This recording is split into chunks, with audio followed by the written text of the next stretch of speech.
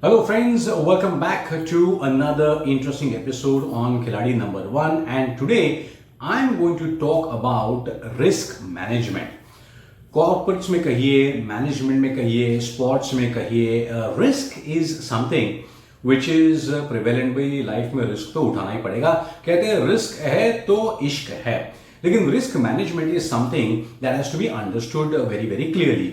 Many a times what happens is that risk management is taken very very theoretically, and the reason I'm making this video is that इसको थोड़ा सा एक holistically समझना चाहिए. Now when we talk about risk management, what is it? Now risk management is a logical and systematic process of eliminating or minimizing the adverse impact of activities which may give rise to dangerous and damaging situations. This requires development of a framework within which risks can be identified, evaluated, treated, and monitored. Now, when we talk about a framework, my general experience is that वो framework design करने में इतनी माथापच्ची हो जाती है कि actually it doesn't become an SOP, it becomes a theoretical process which has to be followed only for due diligence, और उससे actually कुछ ज़्यादा फायदा होता नहीं है. So designers of the framework, please remember, we have to design the framework practically and not just for the sake of designing it in a very very handsome or a attractive manner. Let's take some simple examples. Now basically there are four main categories of risks which have to be understood for any event. Understanding these types are extremely important so that इसके बारे में proactively कोई solution अपन निकाल सकते या नहीं. In my engineering days we always had this concept कि अगर कोई process है तो वो process पूरा होने के बाद एक feedback loop होता है जिससे feedback लेके हम सीखते हैं, समझते हैं और अगली बार वो गलतियां नहीं करते हैं. सिमिलरली प्रोसेस के पहले एक फीड फॉरवर्ड लूप होता है जिसमें हम एक आइडेंटिफाई करते हैं, डायग्नोज करते हैं, फोरकास्ट करते हैं कि ये प्रॉब्लम्स आ सकते हैं और उनसे उनका जो सोल्यूशन है वो हम निकालते हैं. Ideally speaking, for every process, for every event you need to have a feed forward as well as a feedback loop. If this works simultaneously, then the process or the event is always going to be much more smoother. Now, generally, there are four types of risks that are defined: physical risks, financial risks, moral and ethical risks, and legal risks. Physical बोले तो जिसकी वजह से कोई हंगामा हो गया, कोई एक्सीडेंट हो गया, कोई गड़बड़ हो गई या फिर कुछ हो गया उसकी वजह से. फाइनेंशियल रिस्क बोले तो कि इस लफड़े की वजह से इवेंट में जो हुआ उसकी वजह से ऑर्गेनाइजेशन को कुछ नुकसान हुआ, फाइनेंशियली बहुत बड़ा फटका पड़ा, पेनल्टी पड़ी, जो भी है ये. तीसरा है मॉरल और एथिकल रिस्क. बोले तो आपने जो अरेंजमेंट्स की हैं वो क्या पब्लिक को ध्यान में रखते हुए की है, क्या उनको मतलब कुछ ऐसा नहीं कर गए जिसकी वजह से आपने शॉर्टकट्स ले लिए और जहां पर कुछ होना चाहिए था वहां पर आपने उसका प्रबंध नहीं किया, and things like that. In legal risk मतलब इवेंट कराने के चक्कर में आपने कोई अनलॉफुल चीजें तो नहीं की, या फिर आपके ऊपर कोई एफआईआर हो गया, आपके इवेंट में कोई एक्सीडेंट हो गया, कुछ लीगल प्रॉब्लम हो गई, किसी ने केस कर दिया, कॉपीराइट इश्यू हो गया. All these things come under the legal framework. Let me take an example and let's understand this one by one. तो हाल ही में we had a very very wonderful event that was the goat tour, the GOAT Messi tour, जहां पर Lionel Messi Bharat में आए थे. It was a privately organized event जहां पर he was supposed to visit Calcutta, Hyderabad, Mumbai and Delhi. Calcutta में जो कुछ हुआ वो हम सब ने देखा, very very embarrassing, and it will be spoken about for a long time to come. यहां पर क्या रिस्क मैनेजमेंट किया जा सकता था, क्या किया गया था लेकिन फिर भी नहीं हुआ? Let's try and decode this. अब सबसे इंपॉर्टेंट बात है कि जो फिजिकल रिस्क होता है, फिजिकल रिस्क मतलब जो पब्लिक आने वाली है, 40, 50, 60 हजार लोग जो आने वाले हैं, उनकी सिक्योरिटी, उनका स्टेडियम के अंदर आना, उनका स्टेडियम के बाहर जाना, tickets, barcoding, access etcetera, all those things were there. But I think the biggest risk that was taken and unknowingly it happened कि आप अगर देखें कि हैदराबाद में the chief minister of Andhra Revanth Reddy was there, Mumbai में the honourable chief minister of Maharashtra Shri Devendra ji was there, Delhi में the chief minister Mrs. Gupta was there, as well as the other people were there. So it was taken care, the protocol, the security, everything was taken care. The biggest mistake for me that happened in Kolkata was that if the Chief Minister of West Bengal, Mamata Banerjee madam, if she would have been there beforehand, this wouldn't have been a problem. Because whenever there's a chief minister at a particular venue, जो security protocols होते हैं, जो बाकी सारी चीजें होती हैं, they become much more stringent. And if in Kolkata, if Mamata Banerjee Didi would have been there before, that would have actually solved a lot of problems. And this is one of the biggest lessons as far as risk management is concerned. तो वहां पर सौरव गांगुली दादा भी मिल नहीं पाए, कुछ नहीं हो पाया. सीएम अगर होती तो बात बन सकती थी. That's one of the biggest lessons.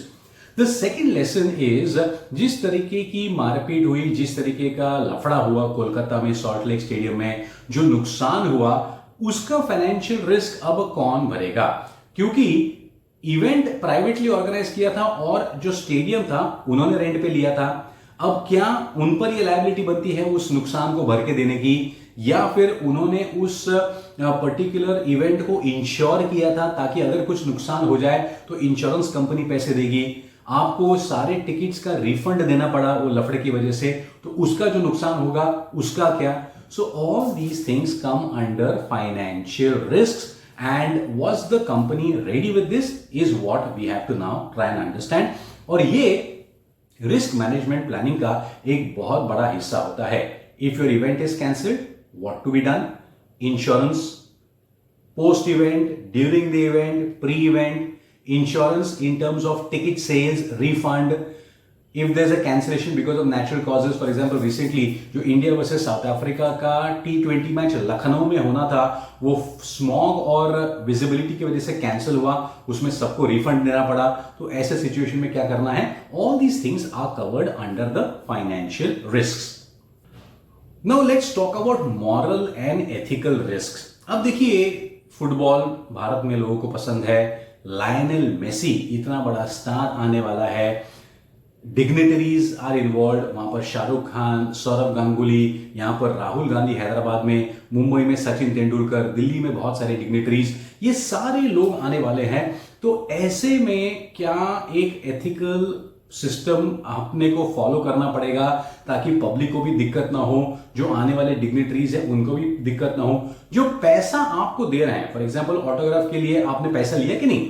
Lionel Messi का इंडिविजुअल सेल्फी के लिए एक रेट था, उसके ऑटोग्राफ के लिए एक रेट था. तो उनको ये सर्विस पैसा देने के बाद मिलनी चाहिए. इसके लिए आपने क्या क्या प्रबंध किया? All these things come under moral and ethical risk factors. The other thing which I would like to request all the event managers and professionals is that please don't go by हाँ ऐसा करेंगे फिर वैसा करेंगे, ये हो जाएगा वो हो जाएगा. गूगल में कोई भी शीट लेके उसके हिसाब से मत बनाओ भाई. You need experienced people who have to be consulted while making this whole event flow and event management. Why? Let me tell you. Now simple thing is, अगर लायनल मेसी कलकत्ता जा रहे हैं, हैदराबाद जा रहे हैं, मुंबई आ रहे हैं और दिल्ली आ रहे हैं, चारों जगह पर आपके टारगेट ऑडियंस कौन है?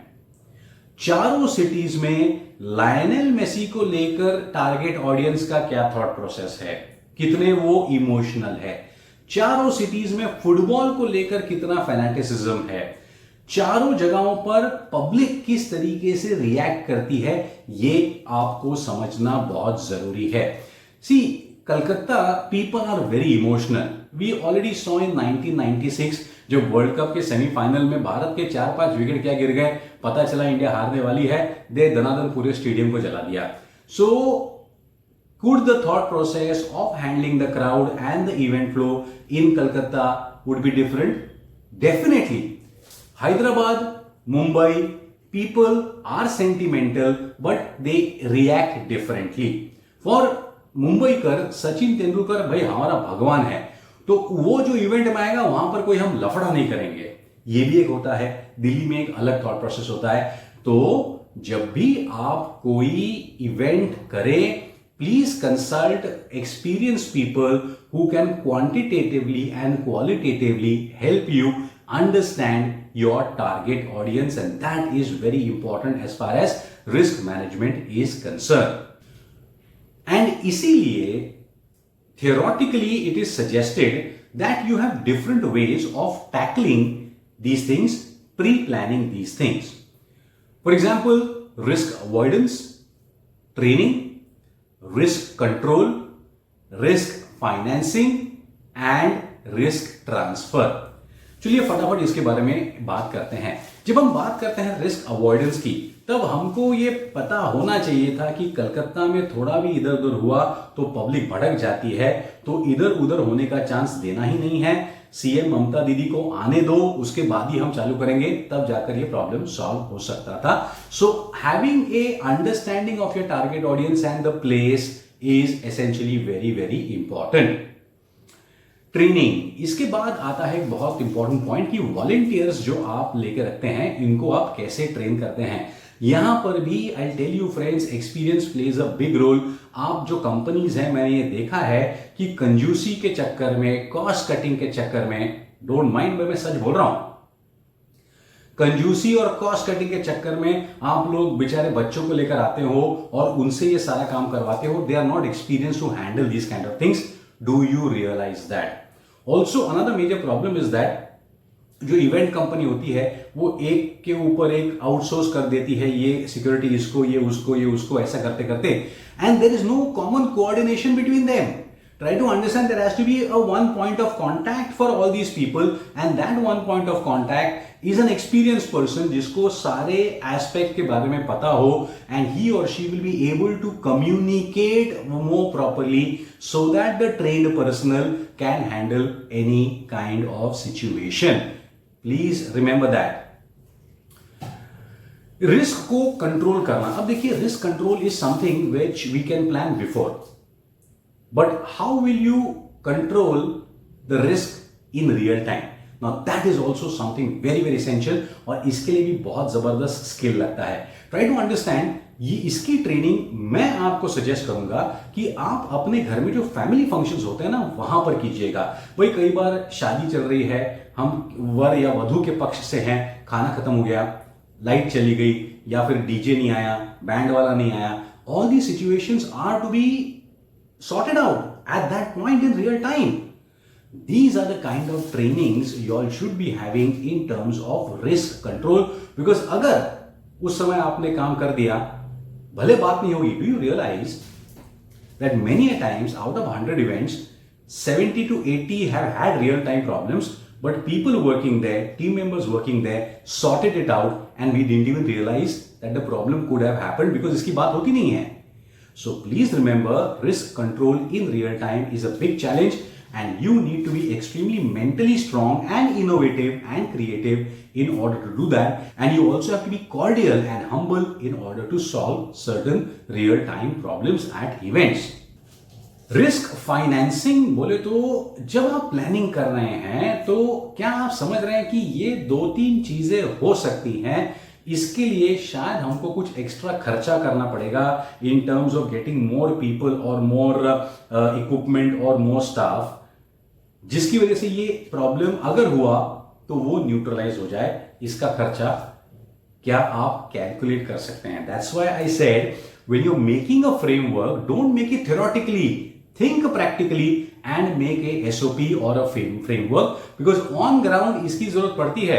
वो आपने रिपोर्ट फाइल कर दिया, आपका काम हो गया, ऐसा नहीं होता है. इवेंट में on ground problems have to be considered while risk financing. And finally we have something called as risk transfer. अब देखिए इसका सिंपल एग्जांपल कोलकाता में हुआ. अब कोलकाता में एक प्राइवेट कंपनी ने लायनेल मेसी को इनवाइट किया सॉल्ट लेक स्टेडियम पे, जो गवर्नमेंट का एक विभाग है जिसको हायर किया गया था. वहां पर जो गवर्नमेंट के पॉलिटिशियंस हैं, उन्होंने गड़बड़ करने की वजह से पब्लिक ने दंगा मस्ती की, और अब भांडा किसके ऊपर फोड़ रहे हैं? इवेंट मैनेजर के ऊपर. उसको एयरपोर्ट से उठा लिया, अब उसको हिरासत में ले लिया है और उसके ऊपर FIR डाल दिया गया है. Now this is called as risk transfer कि भाई जिसका प्रॉब्लम है, जिसकी गलती है, उसके ऊपर आपने वो डाल दिया. How right is it? How wrong is it? Is a different story. But in today's episode, I have tried to explain risk management in a very simple manner with the example of Lionel Messi's GOAT tour. Hope you've got some idea on this. We will go in some detailed case studies very soon, but please do like the video, please do share the video, and of course please send me questions and pointers on which you would like to know more in detail. I will make some more videos on it. Thank you very much. Oh yes, please do subscribe to the channel too. Khiladi number 1 signing out.